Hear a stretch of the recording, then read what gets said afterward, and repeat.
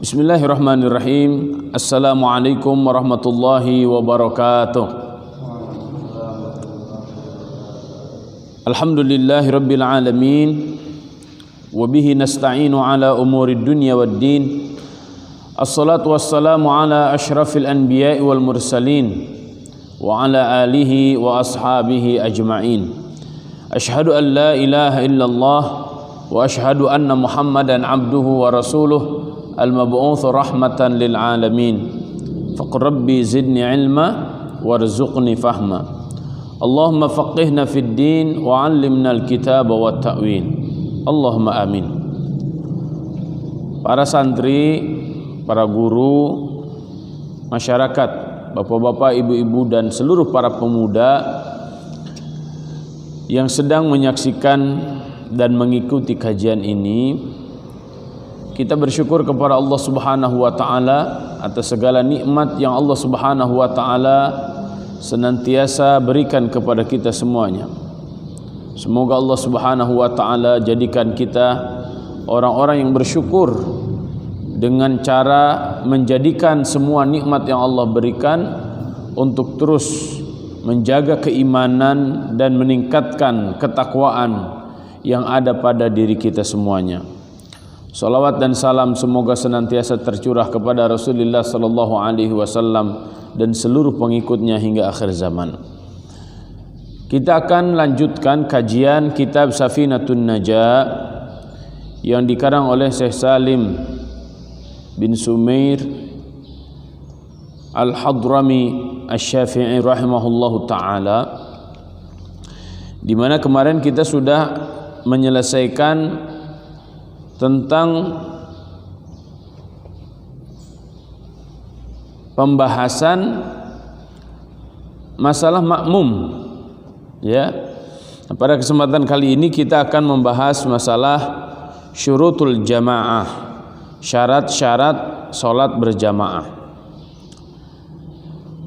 Bismillahirrahmanirrahim. Faslun fi syurutil jamaati. Syarat-syarat salat berjamaah.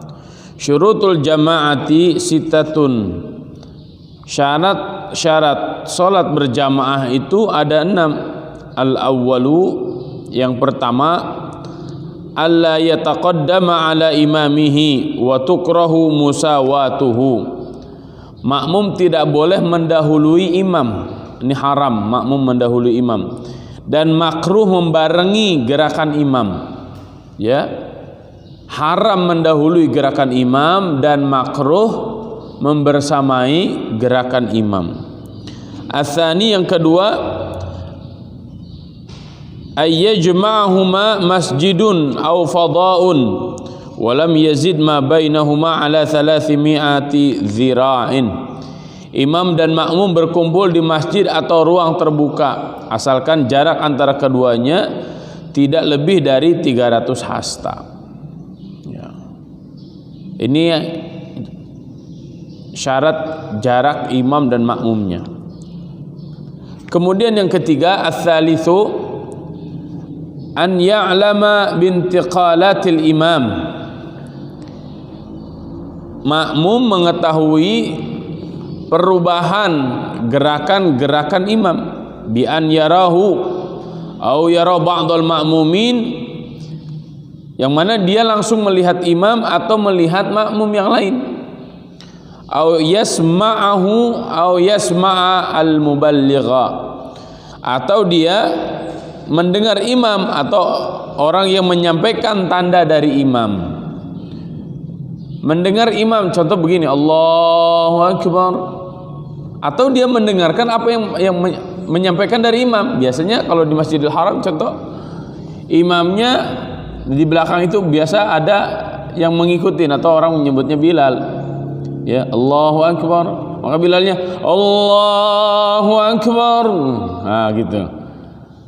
Imamnya Sami'allahu liman hamidah, biasa Bilalnya Sami'allahu liman hamidah. Itu biasanya lebih kencang daripada imamnya, ya. Nah, ini di Masjidil Haram seperti itu. Walaupun suara sound systemnya sangat keras ke seluruh penjuru Masjidil Haram, sampai keluar sampai ke Zamzam Tower masih terdengar takbir dan apa yang diucapkan oleh imam. Terlebih dibantu oleh suara Bilal, ya.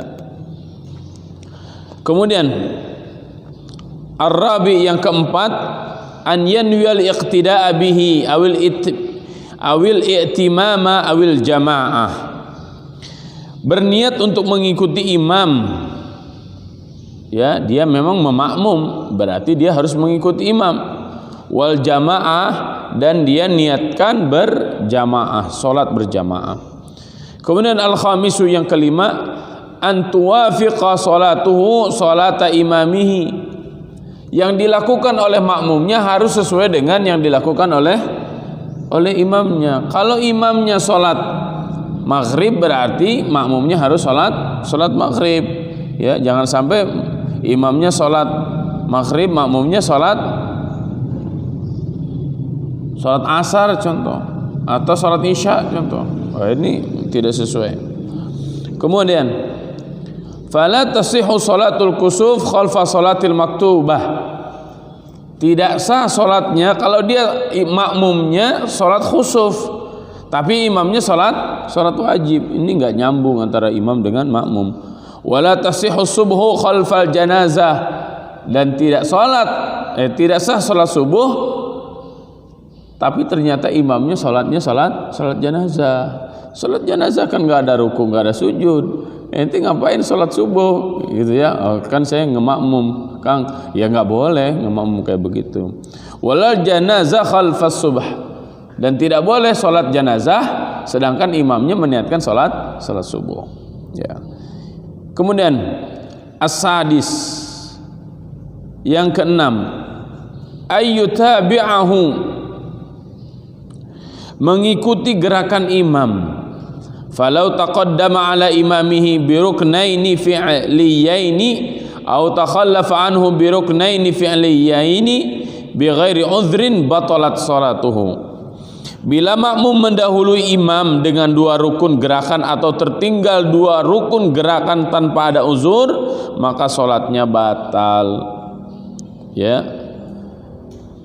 Aw takhallafa anhu bi udhrin kabut'il qiraati uzira ila 3 arkanin tawilatin, atau tertinggal dari imam karena ada uzur, seperti makmum lambat dalam membaca, maka makmum diberi toleransi sampai 3 rukun yang panjang.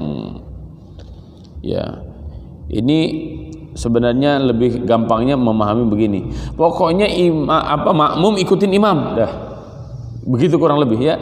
Namanya juga salat berjamaah. Wallahu a'lam. Kemudian faslun fasal fi qasris shalah lil musafir, tentang mengqasar salat bagi musafir. Wa yajuzu lil musafiri safaran tawilan mubahan. Musafir selama perjalanan mubah yang jauh. Safaron tawilan mubahan itu perjalanan yang jauh itu seperti apa? Wa huwa marhalataini. Marhalah, 2 marhalah. 2 marhalah itu 88,704 km. Ya. Kalau mau digenapkan ya sekitar 89 km. 89 km, maka dalam mazhab Syafi'i boleh mengqasar zuhur dengan asar, wal isya rakaatain. Ya, boleh mengqasar zuhur, mengqasar asar, dan mengqasar isya yang tadinya 4 menjadi 2. Qasar itu arti asalnya pendek.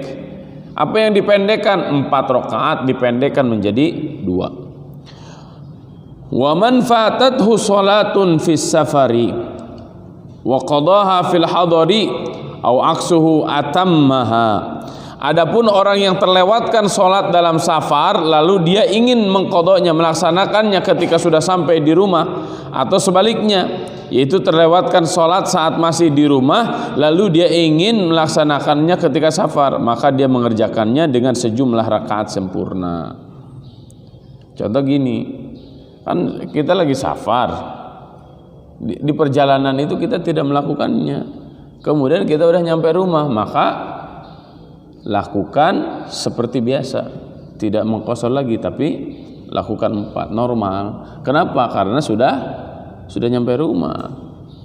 Maka ketika bepergian agar mendapatkan sunnah, ya, bonus, lakukanlah salat qashar. Tapi dalam mazhab Syafi'i jaraknya adalah marhalatain. Marhalatain itu sekitar 89-an lah, ya, 89 km. Wa yushtaratu qasdu mawdi'in muayyanin. Disyaratkan dalam qashar adalah menentukan tujuan secara jelas. Fala yaqsurul haim, sehingga orang yang tidak karuan arah tujuannya, ya, tidak mendapatkan keringanan qashar. Wala yusalli khalfa man yutimmu sholata. Musafir tidak sah qasharnya jika sholat di belakang orang yang menyempurnakan bilangan rakaatnya. Jadi kalau mau jamaah gimana? Ya dia jadi imamnya, dia salam 2, udah selesai. Terus maunya gimana? Maunya lanjutkan 4 rakaat.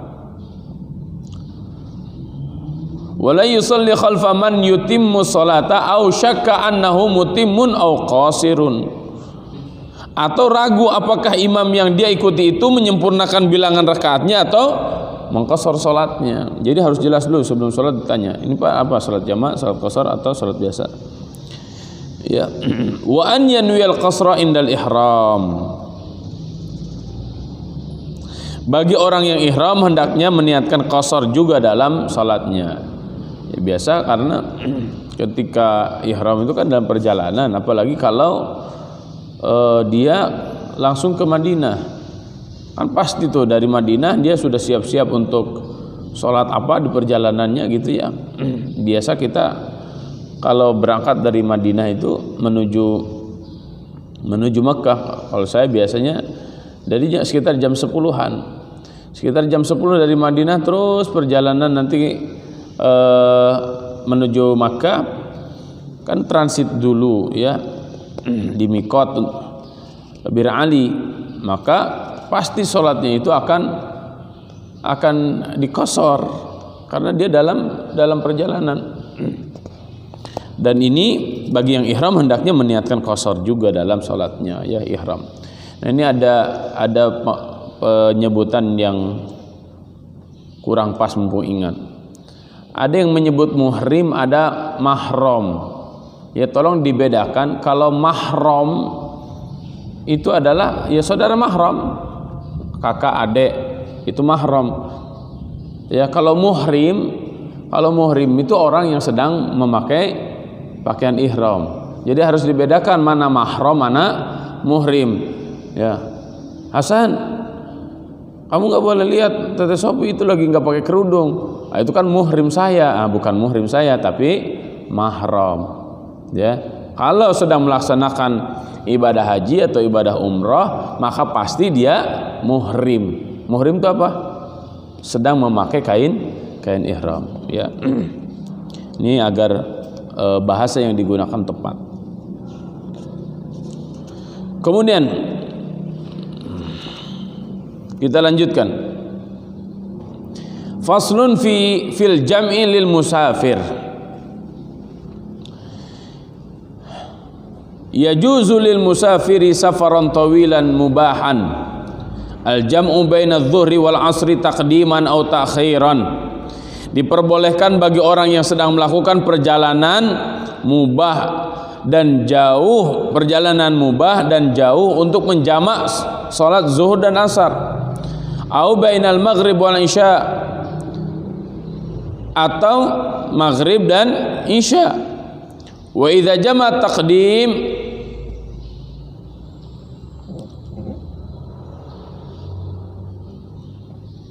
Jika dia melakukannya jama' takdim, nah mulai masuk jama' takdim, ya.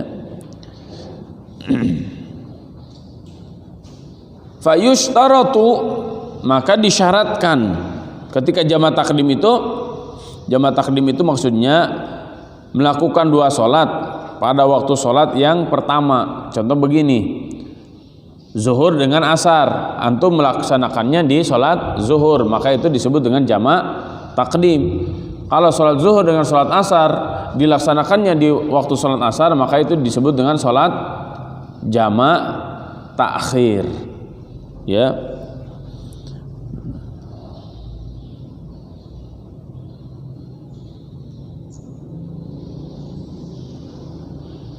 Apa syaratnya? Fayushtaratu, syaratnya al-bada'atu bil ula, disyaratkan untuk memulai sholat dengan sholat yang pertama dengan niat jama', ya. Wa niyatul jam'i fiha, dengan niat jama'. Wa alla yatulal faslu bainahuma, serta dianjurkan untuk tidak memperlama jeda antara kedua sholat yang dijama'. Maksudnya gimana? Jangan begini, sholat zuhur dulu contoh. Ini kan dijama', jamanya jama' takdim, sholat zuhur. Setelah beres sholat zuhur 2 rakaat, main-main dulu kemana gitu, atau ngerokok dulu, nyantai-nyantai dulu, ngopi dulu. Nah ini nggak boleh kayak begitu. Tapi harus langsung, ya. Tadi di sini disebutkan apa?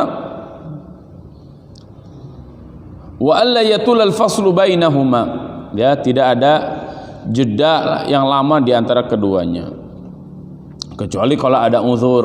Ada uzur itu seperti ingin ke toilet, boleh, silahkan dulu qadaul hajah dulu, ya. Wa fi jami' ta'khir yushtaratu, dan di jama' ta'khir disyaratkan an yanwiyat ta'khira qabla khuruji waqti adh-dhuhri.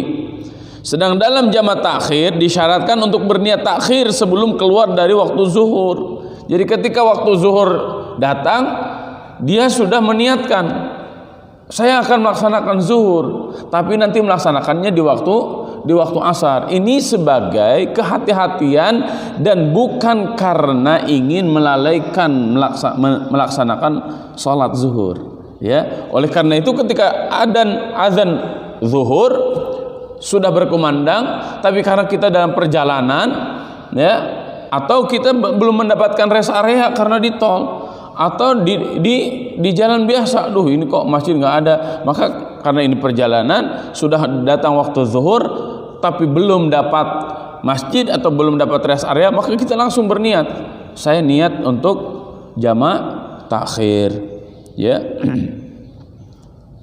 Kemudian wa qabla khuruji waqtul maghrib, dan sebelum keluar dari waktu maghrib. Jadi niatkan untuk sholat zuhur tapi dilaksanakannya pada waktu asar dan sebelum waktu maghrib. Kenapa sebelum waktu maghrib? Kan kita sedang jama', ya, sedang jama' takhir. Kalau sudah masuk maghrib bingung nanti gimana caranya menggabungkan 3 sholat, zuhur, asar, maghrib. Nah, zuhur, asar, maghrib itu tidak ada, karena jama' itu hanya pada 2, zuhur dengan asar, maghrib dengan isya. Tidak boleh zuhur, asar, maghrib digabungkan jadi 3, atau asar, maghrib, isya, tidak boleh, atau 5-5-nya. Wah, saya mau biar tenang, subuh, zuhur, asar, maghrib, isya digabungkan semuanya. Itu ajaran dari siapa, ya? Syariat Islam ini sudah lengkap, langsung dicontohkan oleh Nabi Muhammad SAW. Semoga kita bisa memahami dan bisa melaksanakannya dengan baik. Kemudian faslun fi man tajibu alaihil jumu'ah, fasal orang yang diwajibkan salat Jum'ah. Tajibul jumu'atu ala kulli muslimin mukallafin dzakarin hurrin muqimin bila maradin. Salat Jumat itu hukumnya wajib bagi siapa? Bagi setiap muslim mukallaf. Mukallaf itu sudah ditaklif. Sudah ditaklif itu sudah dibebani kewajiban-kewajiban atau dilarang melakukan hal-hal yang dilarang. Ini berarti mukallaf itu orang yang sudah baligh dan akalnya sehat, ya, maka dia mukallaf. Kalau baligh akalnya tidak sehat, gila, dia tidak mukallaf, ya. Kemudian laki-laki, jadi semua laki-laki wajib salat Jumat. Kemudian hurrin, merdeka, bukan hamba saya. Kemudian mukim ada di tempat itu, KTP-nya tempatnya situ, ya, alamat rumahnya di situ, memang dia orang situ. Kemudian bila maradin, tidak sakit. Jadi dia mukim tidak sedang safar. Bila maradin tidak sedang sakit. Kalau sedang sakit boleh dia tidak Jumatan, ya. Ya kalau sakitnya cuma batuk doang, ya, atau sendawa doang, nah itu ya Jumatan. Gimana Ustaz kalau sakit corona? Nah itu kan marad dia, maka tidak usah datang ke masjid. Kenapa? Karena memang wajibnya itu bagi mereka yang sehat, bukan yang sakit. Itu akan masih Jumatan, iya kan kita pada sehat semua. Kan ini zaman corona, ya corona yang sehat mah tetap aja ke masjid, ya. Kecuali memang daerah itu sudah mewabah, semua orang di situ sudah banyak yang terinfeksi atau sudah terkena wabah tersebut, baru ya Jumatan tidak disarankan. Kemudian wa yu'dzaru fi tarkil jumu'ah wal jamaah, diperbolehkan meninggal sholat Jumat dan sholat berjamaah indal matar, ketika hujan deras. Ya wajar, zaman dulu kan nggak atapnya pakai kurma, pelepah kurma. Ketika hujan deras bocor, jibreg. Kalau sekarang ya kan atapnya juga sudah enak, pada punya mobil sekarang mah, ya kan. Tapi kalau bisa jadi kalau hujan derasnya, hujan angin puyuh gitu, jadi di kampung itu nggak memungkinkan untuk melakukan sholat itu, atau sampai banjir habis gitu seleher, nah, nggak memungkinkan untuk sholat Jumat. Ini indahnya syariat Islam, ya. Kemudian wal marad wat tamrid, sakit atau merawat orang sakit. Dia itu sakit corona atau merawat orang sakit, para dokter, ya, para perawat. Karena orang corona itu katanya sih, mudah-mudahan kita jangan sampai, ya. Kenapa sampai mengakibatkan kematian? Karena ketika dia akan bernafas kesulitan, maka harus ditongkrongin terus gitu, ya. Atau penyakit-penyakit yang lain gitu, penyakit jantung atau penyakit pokoknya yang mematikan lah penyakitnya, sehingga dia mengharuskan untuk ditongkrongin dan tidak ada yang nunggu kecuali orang itu, maka orang tersebut boleh tidak melaksanakan Jumat, ya. Oh berarti boleh Ustaz ya meninggalkan Jumat. Ini perhatikan itunya alasannya, jangan hanya sekedar didengarnya oh boleh meninggalkan Jumat itu, ya. Ini dengarkan alasannya, hujan deras, sakit atau merawat orang sakit, ya.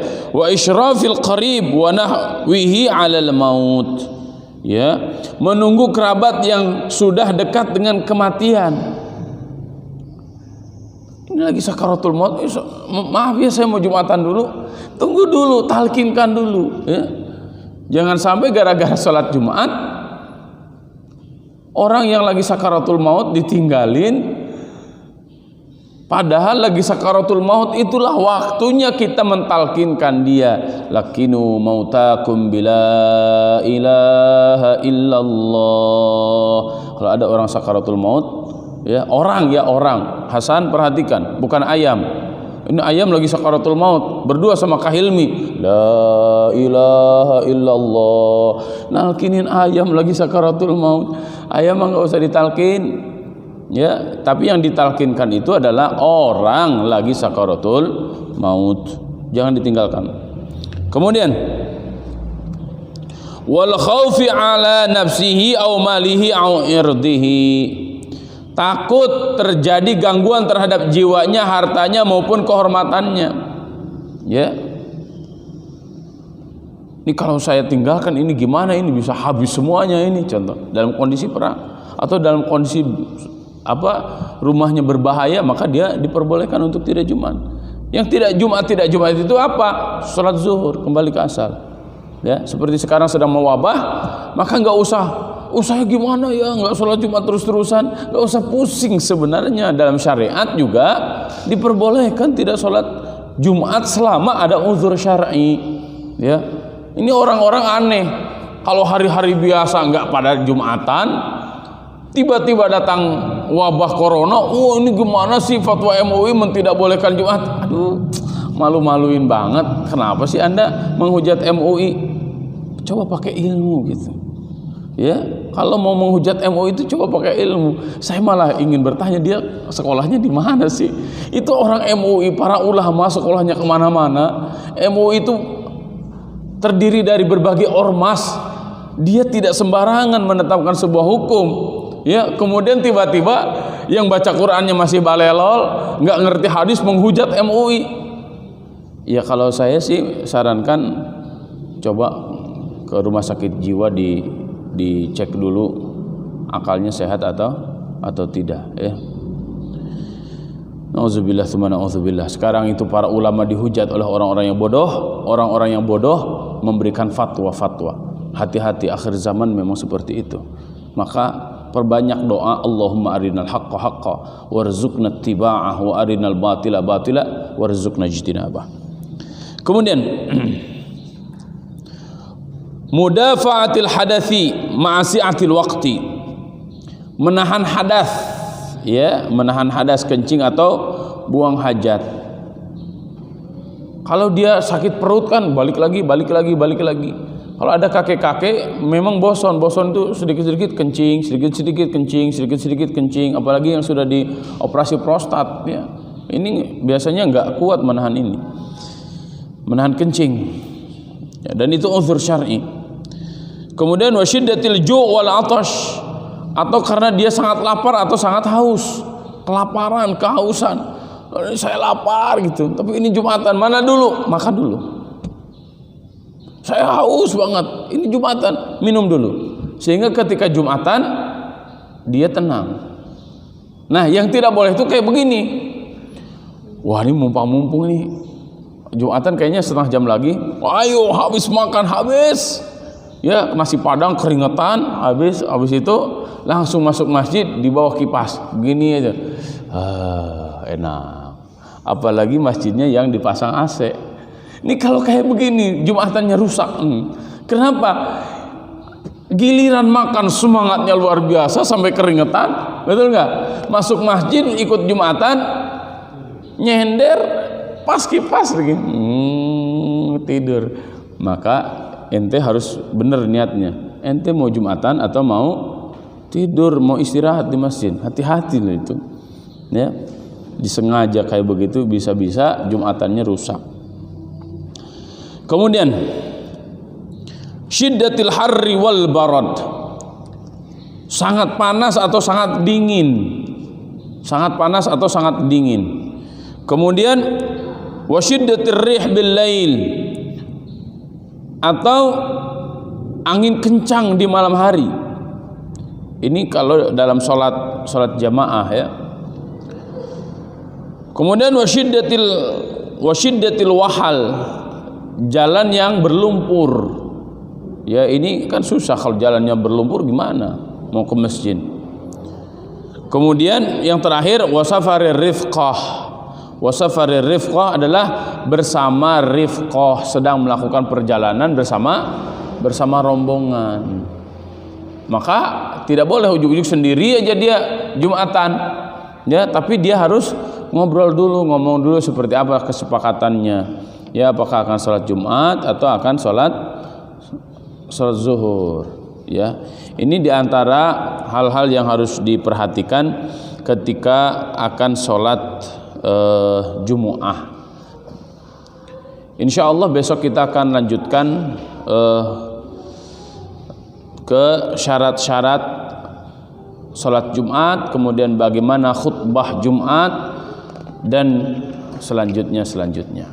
Semoga apa yang kita pelajari menjadi tambahan ilmu dan bisa kita laksanakan dalam keseharian. Semoga ibadah-ibadah yang kita lakukan diterima oleh Allah Subhanahu wa taala dan dijadikan sebagai amal soleh yang akan memberatkan timbangan kelak di yaumul hisab dan akan menjadi asbab di mana Allah Subhanahu wa taala limpahkan keridhaannya kepada kita semuanya baik di dunia ataupun di akhirat.